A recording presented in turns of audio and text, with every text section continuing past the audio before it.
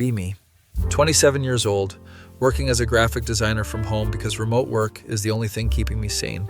Live in this average apartment complex in the suburbs, nothing fancy but decent enough. Neighbors are mostly quiet, keep to themselves, typical apartment building energy. Been single for like 2 years because dating apps are a nightmare and meeting people organically is apparently impossible now. Buddy from college keeps telling me to get back on Tinder. Dude, you're gonna die alone with your houseplants. Don't have houseplants, but his point stands. Download Tinder one Saturday night after finishing a freelance project and having nothing better to do. Spend an hour swiping through profiles, mostly boring or obvious catfishes. Then this profile pops up and I actually stop scrolling.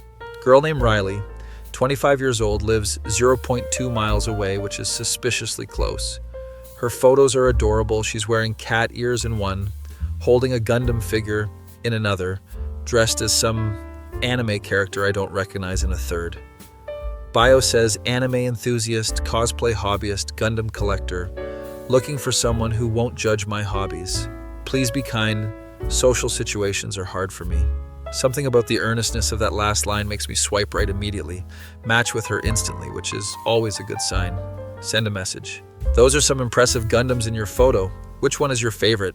She responds within a minute. You know about Gundam. Most people just see robots. My favorite is the RX-78-2 because it's the original, but I also love Wing Zero Custom for the design. We text back and forth for like 3 hours about anime, video games, her cosplay projects. She types in this very literal, enthusiastic way that's kind of endearing. Tells me she's rewatching Cowboy Bebop for the 7th time and asks if I've seen it. Lie a little and say I've seen a few episodes when really I've seen the whole thing twice. She sends me a list of her top 10 anime with detailed explanations for each ranking. Most people would find this overwhelming, but I think it's sweet how passionate she is. Around 2 a.m. she says, I should sleep, I have work tomorrow. This was really fun talking to you. Agree to meet up for coffee that weekend. Lying in bed thinking about how she lives 12.2 miles away and wondering if we've ever seen each other around. Friday comes and I'm heading to my apartment after getting groceries, juggling bags and trying to unlock my door when I hear a voice. Oh, you're on Tinder. Turn around and there's a girl standing in the hallway holding a package, wearing an oversized Evangelion hoodie. It's Riley, and she lives literally 3 doors down from me, apartment 3F. My apartment is 3C, we're practically neighbors. Riley? Ask, probably looking shocked. She nods enthusiastically.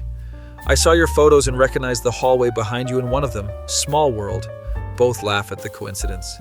Still want to get coffee tomorrow, or is that weird now that we know we're neighbors? She asks. Not weird, actually makes it easier, say, and she smiles. Saturday afternoon, we meet at this local coffee shop called Brewster's. Riley shows up wearing a Sailor Moon t-shirt and jeans, hair in a ponytail, no makeup. She's pretty in this natural, unassuming way that immediately puts me at ease. Order our drinks and sit by the window. Conversation flows easily. She's telling me about her job as a librarian at the community college. I like it because it's quiet and people don't expect me to small talk much. I'm not very good at small talk. She says this very matter-of-factly, no shame or apology. Small talk is overrated anyway, tell her. Tell me about your Gundam collection instead. Her entire face lights up. Next hour is her explaining the entire Gundam timeline, which models she owns, which ones she's building. Her dream collection. She pulls up photos on her phone showing shelves full of meticulously built models in her apartment. Most people think it's weird that I collect these, she says quietly. My ex-boyfriend said it was childish. Your ex-boyfriend sounds like he had terrible taste, say without thinking. She laughs, this genuine surprised laugh. You're really nice. I was nervous you'd think I was weird too. Everyone's weird about something. At least your thing is cool robots. Can see her relax after that, shoulders dropping, smile getting wider. Coffee date turns into walking around the neighborhood for 2 hours. She points out different things, tells me facts about birds we see, explains the plot of whatever manga she's reading. Talks in this stream of consciousness way where she'll jump from topic to topic, but it all somehow connects. When we get back to the apartment building, she turns to me. I had a really good time. Can we do this again? Definitely. I'm like 3 doors down. Pretty sure we can make that work. She giggles. Okay, good. I'll text you later. Watches her walk to her apartment, notices she has this little skip in her step. Over the next few weeks, we hang out constantly. She'll knock on my door randomly. Want to watch the new episode of this anime? Or I'll text her when I'm bored. Want to grab lunch? Realizes pretty quick that Riley is autistic. She mentions it casually one day. Sorry if I'm being too much. I know I info dump a lot. It's an autism thing. I'm working on it. Don't work on it. I like listening to you talk about stuff you care about. She looks at me like I've said something profound when really it's just basic human decency. Learn more about her life. She's an only child, lives with her mom in apartment 3F. Her dad left when she was 12. Couldn't handle having a daughter who was different. Her mom works 2 jobs, one as a nurse during the day and one doing night shifts at a hotel on weekends. Mom doesn't sleep much, Riley tells me. She's tired all the time, but she never complains. Can hear the worry in her voice when she talks about her mother. Meet her mom briefly one evening when she's leaving for her night shift. Woman named Diane, probably late 40s but looks older. Exhausted eyes but warm smile. You're the boy Riley keeps talking about, she says kindly. Thank you for being so patient with her. Want to say Riley doesn't require patience, she's just herself, but Diane is already rushing to her car. Month into whatever we are, Riley asks if I want to go to a comic convention with her. I'm cosplaying as Asuka from Evangelion and I need someone to take photos. Agree immediately, even though conventions aren't really my scene. Day of the con, she shows up at my door in full costume, wig, plug suit, everything. She looks amazing and I tell her so. You really think so? I worked on this for 3 months. Spend the whole day at the convention, taking photos of her, watching her light up when people recognize her character. She's more confident in costume, more comfortable, like the character gives her armor. At one point, we're in the vendor hall looking at manga. Group of girls around Riley's age walk past and one of them stops. Oh my God, Riley? From Jefferson High? Riley tenses immediately, smile disappearing. The girls come over, 3 of them, all fake friendly voices. Wow, still doing the anime thing, huh? One says, voice dripping with condescension. And the costumes, that's so brave of you, another adds. Can see Riley shrinking, pulling into herself. Yeah, I like cosplay, she says quietly. We can tell, the first girl laughs. Some things never change. Remember when you wore those cat ears to school every day? They're all laughing and Riley is just standing there frozen. Step closer to Riley, put my arm around her shoulders. Riley's cosplay is incredible, actually. She spent 3 months hand-making this costume. The girls look at me like they just noticed I exist. And you are? One asks with attitude. Her boyfriend, say firmly even though we haven't really defined what we are. And I think you ladies should probably move along. They exchange looks, clearly not expecting resistance. Whatever, we were just being friendly, one mutters. No, you were being bullies, say loud enough for people around us to hear. There's a difference. They scoff and walk away, throwing looks back at us. Riley is looking up at me with tears in her eyes. You didn't have to do that. Yeah, I did. They were being jerks. She hugs me right there in the middle of the convention hall. No one's ever stood up for me like that before, she says into my shoulder. Hug her back, can feel her shaking slightly. I'll always stand up for you, say and mean it. She pulls back, wipes her eyes. You called yourself my boyfriend. Oh, right, did do that. Is that okay? I mean, if you want to be official or whatever? She nods so enthusiastically her wig shifts slightly. Yes, I wanted to ask, but I didn't know how. Spend the rest of the convention holding hands, both of us grinning like idiots. Dating Riley is different from any relationship I've had before. She needs clear communication, doesn't pick up on hints or subtle cues. If I want to spend time with her, I have to actually ask, not just assume she'll know. She's very routine-oriented, has specific times she likes to eat, sleep, watch her shows. At first I think it might be restrictive, but actually it's kind of nice having structure. She's also incredibly honest, sometimes bluntly so. I don't like when you wear that shirt. It makes you look washed out, she'll say. Or, I'm not enjoying this restaurant, can we leave? No games, no trying to figure out what she's thinking. She just tells me. 3 months in, and I've completely fallen for her. The way she gets excited about new manga releases, how she'll randomly text me facts about things she's learning, her complete lack of pretense. She's exactly who she is all the time, and it's refreshing. Realize I haven't actually thought about our relationship as me taking her as just a friend, despite her autism. She's my girlfriend, fully and completely. Her being autistic is just part of who she is. Matters to her, shapes her experience, but doesn't define our entire relationship. One evening, I'm at her apartment watching anime together. Her mom comes home from her day shift looking absolutely exhausted. Hi kids, Diane says tiredly, heading to the kitchen. Riley is engrossed in the show, but I follow Diane, to ask if she needs help with anything. She's making coffee for her night shift, hands shaking slightly from fatigue. Can I help with anything? Offer. She looks at me and suddenly tears start falling. I'm sorry, I'm just so tired, she says, sitting down at the kitchen table. Sit down across from her, not sure what to do. Riley's father left because he said he couldn't handle having a daughter who needed extra support, she says quietly. Said it was too much work, too stressful that she'd never be normal. She's crying harder now. I've spent 13 years trying to be enough for both of us. Working constantly, making sure she has everything she needs, protecting her. You've done an amazing job, say honestly. Riley is incredible. Diane looks at me. She was bullied so much in school. Every day she'd come home crying because kids were cruel about her interests, her quirks, the way she talks. My heart breaks thinking about young Riley being tormented. I've watched boys come and go, most of them fetishizing her because they think autistic girls are easier or more naive, Diane continues. But you're different. You look at her like she's precious. Don't know what to say to that. I know we barely know each other, but I'm going to ask you something, she says, looking me directly in the eyes. Nod for her to continue. Please don't hurt her. Please don't leave when things get hard or when you realize she needs more patience than other people. Please just stay. She's full on crying now, this exhausted, devastated mother who's been holding everything together alone for over a decade. I'm not going anywhere, say firmly. I love Riley, all of her. Diane covers her face with her hands, sobbing. Get up and awkwardly pat her shoulder, not sure what else to do. I'm sorry, I'm being inappropriate, she says, trying to compose herself. You're being a mom who loves her daughter. That's not inappropriate. She squeezes my hand. Thank you for being kind to her. You don't know how much that means. Hear Riley call from the living room.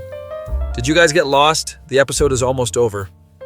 Diane and I both laugh, wiping our eyes. Coming, call back. That conversation with Diane sticks with me for days. Start noticing things more. How Riley will mention casually that she didn't have friends growing up. How she flinches slightly when groups of young women walk past us at the mall. How grateful she is for the smallest acts of kindness, like it's unexpected. Makes me angry that people treated her badly just for being herself. Also makes me more determined to be the person she deserves. 6 months into our relationship, and I've basically spent more time at her apartment than mine. Her Gundam collection is actually fascinating once she explains the engineering behind each model. We've watched every major anime together. She's teaching me to appreciate the medium. Meet her mom more frequently now. Diane has warmed up to me significantly. She'll make extra food when cooking dinner. Stay and eat with us. These little family dinners become a regular thing. Sitting at their small kitchen table eating homemade meals, listening to Riley talk about her day. Diane will chime in with stories about difficult patrons at the library, patients at the hospital. Feels like family in a way my own family never quite did. One night Riley falls asleep during a movie marathon, head on my shoulder. Diane walks into the living room and sees us, smiles softly. She really loves you, she whispers so as not to wake Riley. I really love her too, whisper back. Diane sits in the armchair. I need to tell you something and it might be too much too soon. Brace myself for bad news. I'm sick, she says quietly. Nothing terminal, but I have chronic fatigue syndrome and fibromyalgia. The doctors say I need to reduce my stress and workload. My stomach drops. I can't quit either job, we need the money, but I'm worried about what happens when my body gives out completely. What can I do to help? Ask immediately. She looks surprised. You'd help? Of course. You're both important to me. She tears up again. This woman cries every time someone is kind to her and it breaks my heart. I might need to ask Riley to find her own place eventually. Not yet, but in the next year or two. She needs to learn independence. Can see the guilt and fear in her face saying this. What if she moved in with me? Hear myself say. Diane stares. You'd want that? We're together. We spend all our time together anyway.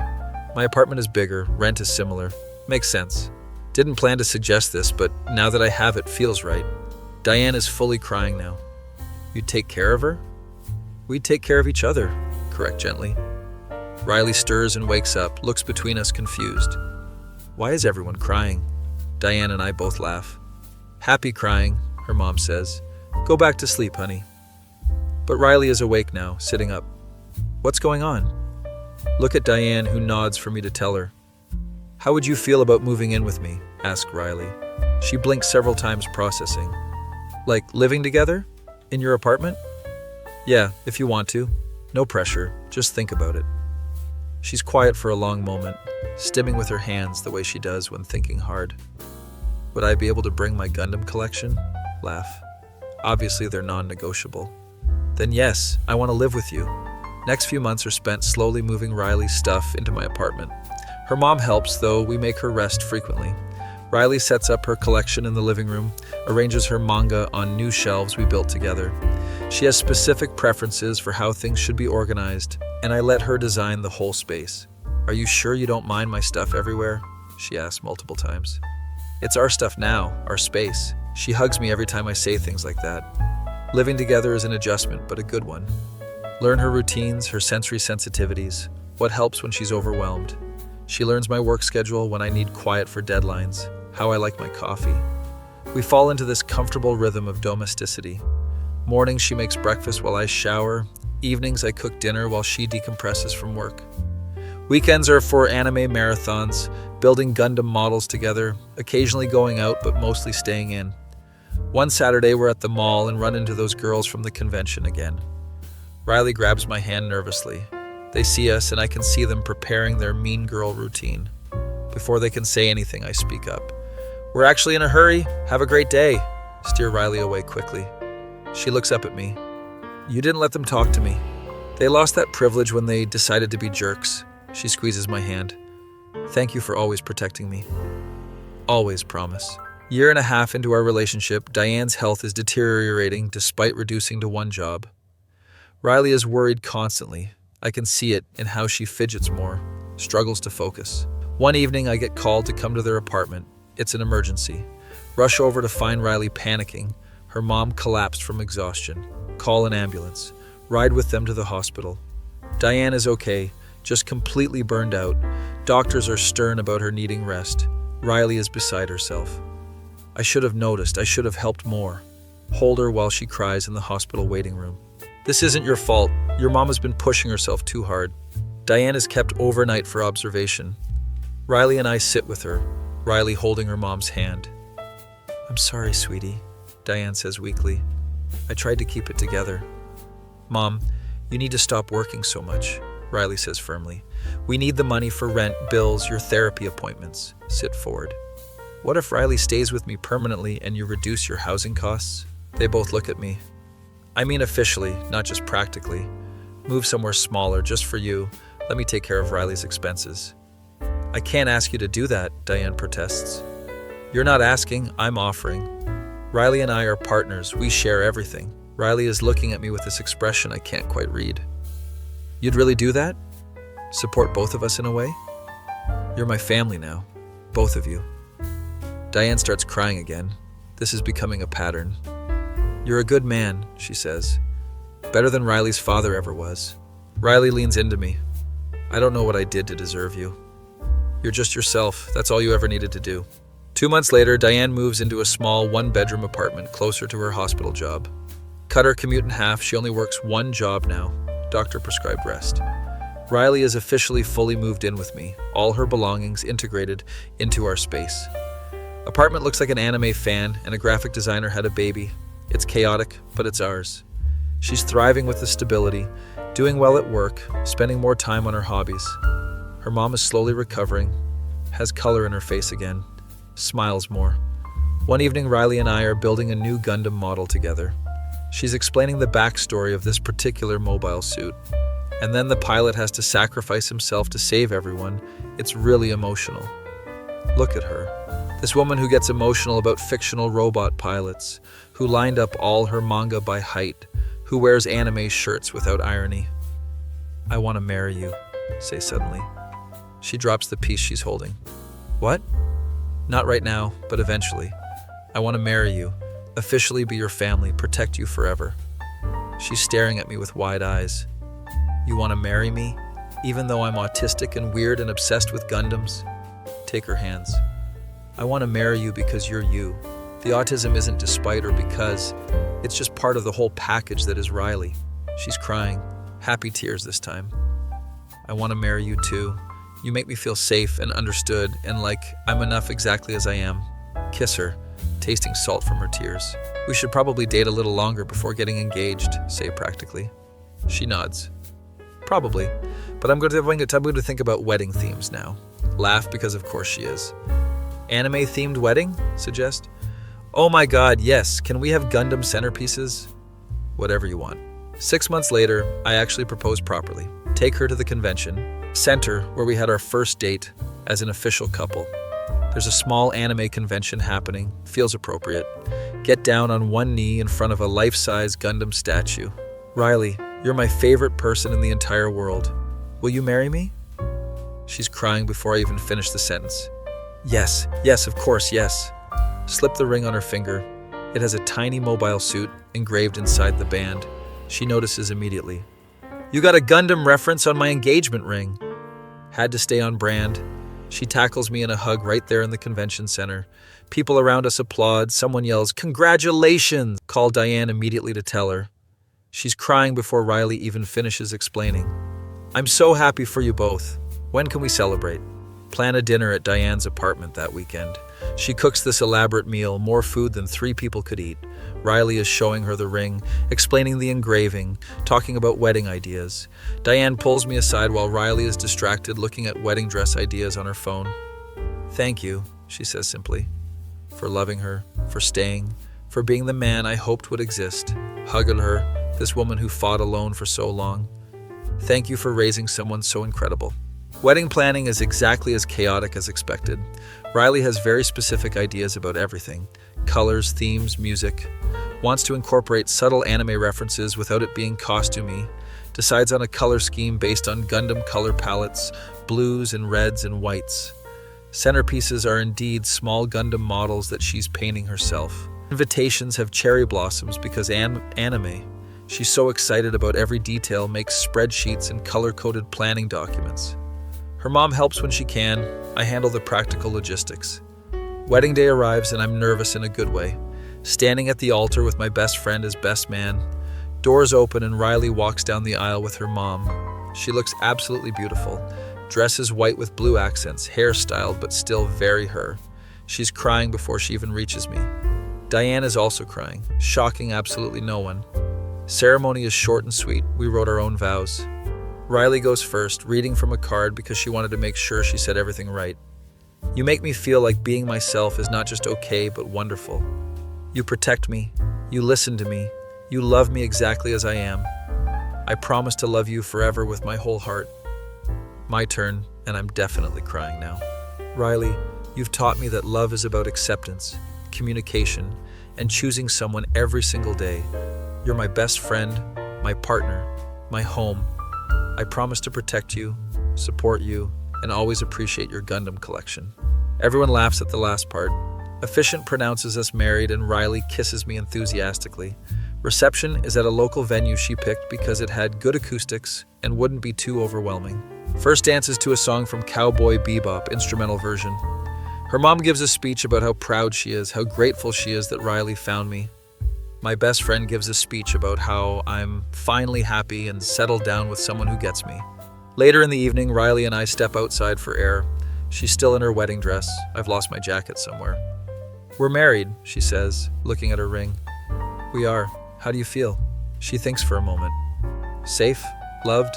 Like everything finally makes sense. Pull her close, hugging her tightly. I'm going to protect you for the rest of our lives, say into her hair. She hugs me back just as tightly. I know. That's why I married you. Stand there in the cool evening air, holding my wife, thinking about how lucky I am. Epilogue. 1 year later. Living in a bigger apartment now, 2 bedrooms so Riley can have a dedicated hobby room. One wall is entirely Gundam models, organized by series and timeline. Her manga collection has taken over 2 full bookshelves. I'm working from home still. She's gotten a promotion at the library. Diane visits every Sunday for dinner. Her health has improved significantly with less stress. Riley and I have fallen into this beautiful routine of domesticity. Mornings she makes coffee while I make breakfast. Evenings we watch anime together. Weekends we go to conventions or stay in building models or visit her mom. She still has hard days, times when the world is too loud or too much. I've learned to recognize the signs, know when she needs space or comfort or just silence. She's learned my stress signals too, knows when to order takeout because I'm too overwhelmed to cook. We've both grown, separately and together. Her old bullies don't matter, her absent father doesn't matter. None of the people who made her feel less than matter. What matters is this life we've built together, where she can be completely herself, quirks and special interests and all, where I can be my authentic self, supported and understood. One evening we're watching the sunset from our balcony. She's leaning against me wearing one of my hoodies and her favorite anime character pajama pants. "Do you ever regret marrying me?" she asked suddenly. Look down at her. "Never, not even for a second. Why, sometimes I worry I'm too much work, too different, too weird." Turn her to face me, hands on her shoulders. "Riley, you're not work. You're my favorite person. Being with you is the easiest thing I've ever done." She smiles, that genuine, full smile that lights up her whole face. "I love you. I love you too. Now come on, we're going to miss the new episode."